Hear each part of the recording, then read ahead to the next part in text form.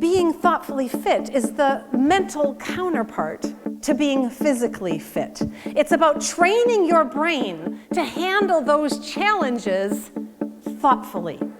And when you train consistently, you get better results instead of regrets. So let's start training.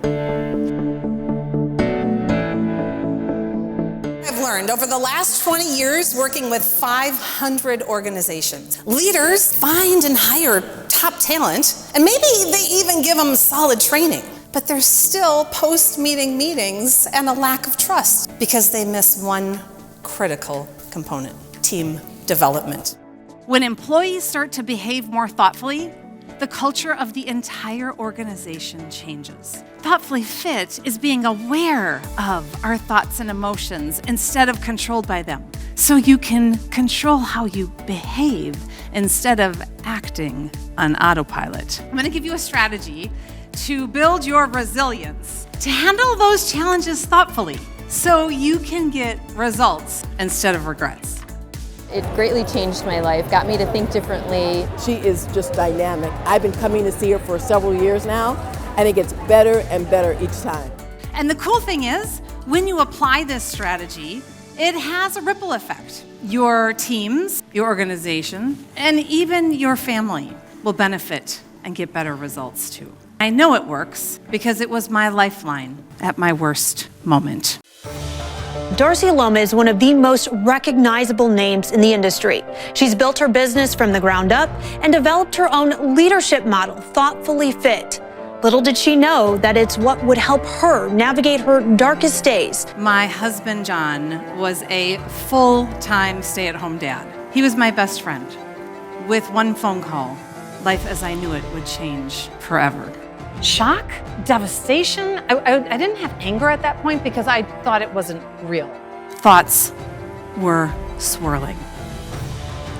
And if I had acted on all of them, I'd likely still be festering in anger with a pile of regrets. And so at my worst moment, I was isolated and alone, and I became ground zero to test drive this Thoughtfully Fit that I had developed for leaders and teams, right? How do you overcome challenges and adversity? And all of a sudden, I had to use it in my own life. What helped me was 3 powerful steps: pause, think, act. It was phenomenal, and you can tell that Darcy is just such a professional, even though she brought just such a wealth of experience and polish. It still just felt like easy to connect with her one-on-one, and she was just so approachable and personable. I appreciate having the tools, and I feel like I can put the pieces together with this. That for me has been exactly what I needed. I love to make it interactive. Want everybody to move. We've all got a default. Which is your default? Do you pause, think, or act when there is conflict? Move to that part of the room.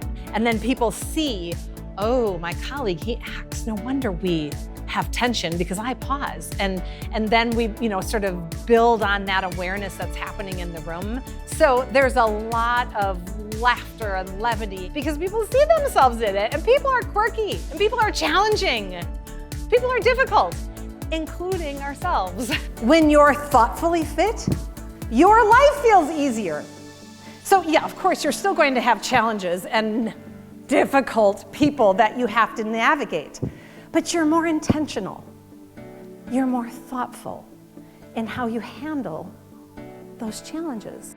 This isn't about changing your thoughts and emotions. The fact of the matter is, the highest performing teams have differences. It's what makes a team stronger. And it's exactly what can evoke conflict. When you have different styles, different personalities, it's not saying we're going to avoid it. Let's hope we don't have any disagreement or conflict or negativity. It's saying we're human. We're built differently. It's going to happen. So let's design around it. Every team struggles. Every team has storms.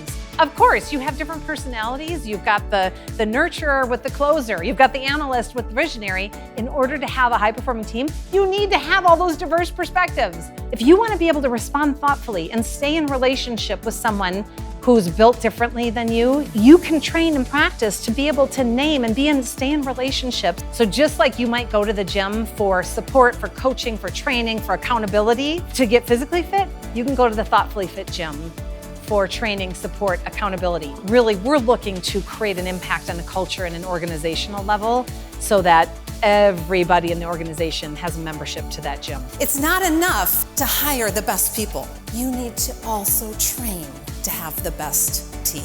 And that's what we're going to explore today. Let's get started.